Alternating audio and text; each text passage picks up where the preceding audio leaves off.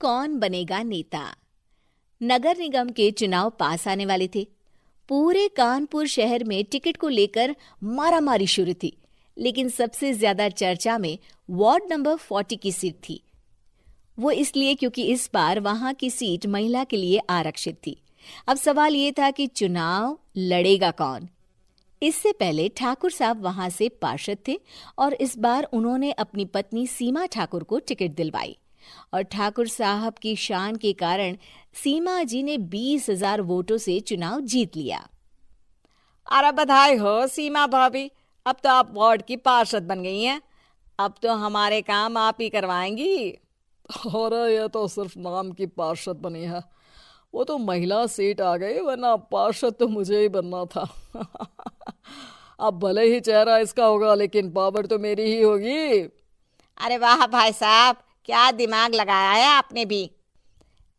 आइए आप लोग, खाना लगा दिया है सबके लिए। सीमा जी पार्षद बन चुकी थीं, फिर भी उनकी एक ना चलती। सारे काम ठाकुर साहब खुद ही संभाल लेते और जहां जरूरत पड़ती वहां सीमा जी का अंगूठा लगवा लेते। सीमा जी ज्यादा पढ़ी लिखी भी नहीं थी। एक दिन ठाकुर साहब और सीमा एक प्रोग्राम में जाते हैं। अरे ठाकुर साहब, आप आ गए। ओहो, पार्षद मैडम भी आ गई हैं। स्वागत है आप दोनों का। लगता है हमारे पार्षद फंड का सही इस्तेमाल हो रहा है। चलिए अब उद्घाटन करते हैं। ये लीजिए ठाकुर साहब कैची, आप ही सबसे पहले प्रवेश कीजिए। सब लोग आगे निकल जाते हैं और सीमा जी पार्षद होने के बावजूद भी पीछे खड़ी रह जाती हैं।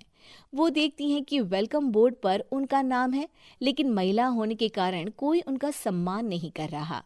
अगले दिन एक आदमी उनके घर आता है। अरे ठाकुर साहब नमस्कार।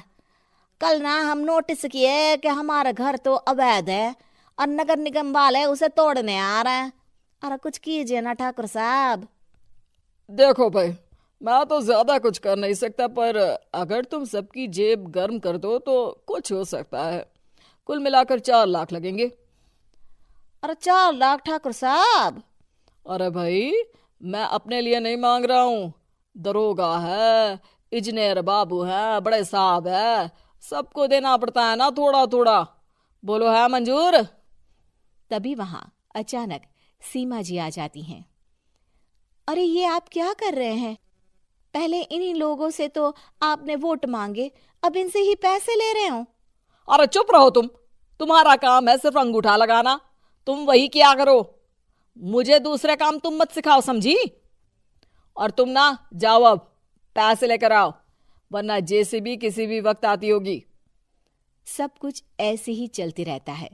एक दिन सीमा जी और ठाकुर साहब को एक लोकल मीटिंग में बुलाया जाता है। वहां पर कई और अधिकारी लोग भी मौजूद रहते हैं।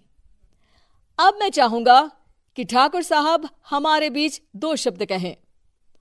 मेरे प्यारे भाइयों और बहनों, आज मेरा सौभाग्य है कि मैं आप सबकी सेवा दिन रात कर पा रहा हूं।